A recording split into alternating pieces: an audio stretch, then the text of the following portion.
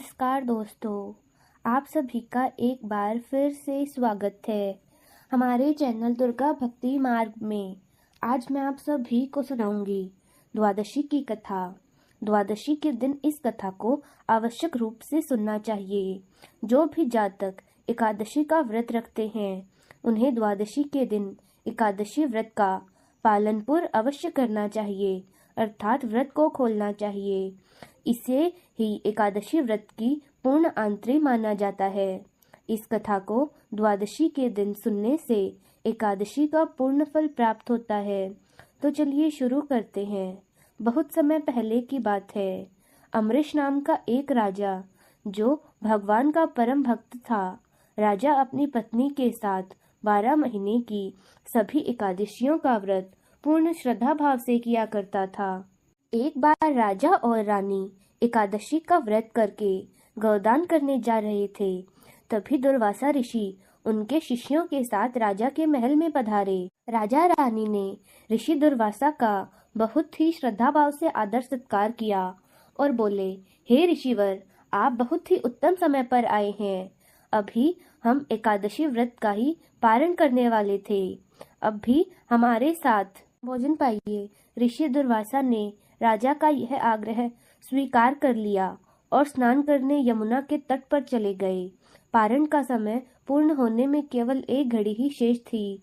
उनके पुरोहित जी ने उनसे कहा, हे राजन, पारण का समय हो रहा है और एकादशी का फल इससे प्राप्त नहीं होता। यह सुनकर राजा असमंजस में पड़ गए। उनके लिए अतिथि से पहले भोजन करना अनुचित था।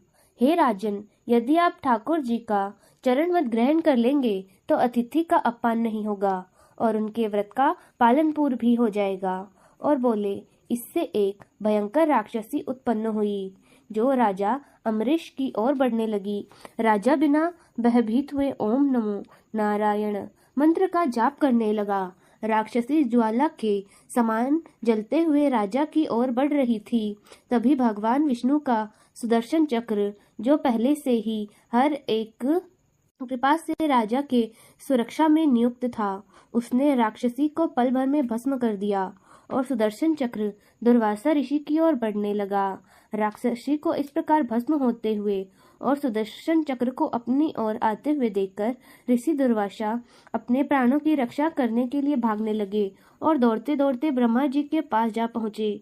वहां जाकर उन्होंने सुदर्शन चक्र से रक्षा के लिए प्रार्थना की और बोले, हे ऋषिवर, इस चक्र से मैं आपकी रक्षा नहीं कर सकता।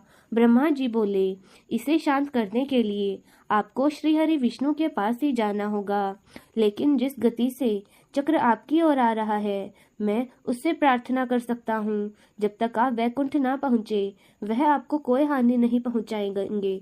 दुर्वासा ऋषि अब दौड़ते हुए वैकुंठ को पहुँच गए। वैकुंठ पहुंचकर दुर्वासा ऋषि भगवान विष्णु के चरणों में गिर पड़े। तो ऋषि ने श्री हरि विष्णु से कहा, शरणागत वत्सल्य, आप मेरी इस सुदर्शन चक्र से रक्षा कीजिए।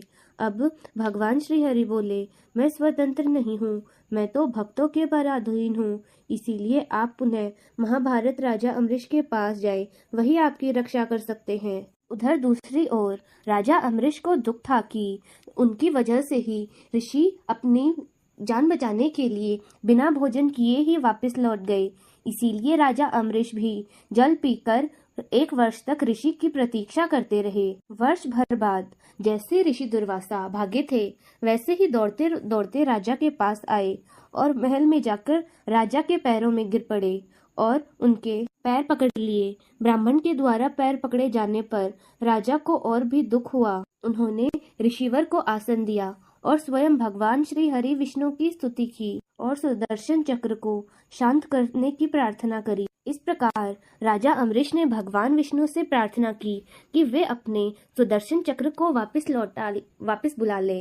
और राजा अमरीश की प्रार्थना सुनकर भगवान श्री हरि विष्णु ने अपना सुदर्शन चक्र रोक लिया और ऋषि दुर्वासा के प्राण बच गए। तो इस प्रकार राजा अमरीश की वजह से ऋषि दुर्वासा के प्राणों की रक्षा हुई। तो यह थी आज की द्वादशी की कथा। एकादशी व्रत के पारण के दिन यानी कि द्वादशी के दिन यह कथा अवश्य सुननी चाहिए। इससे बिना सुने एकादशी का व्रत अधूरा रह जाता है। तो दोस्तों, कैसी लगी आपको हमारी आज की यह कथा? कमेंट्स में ज़रूर बताएं। धन्यवाद।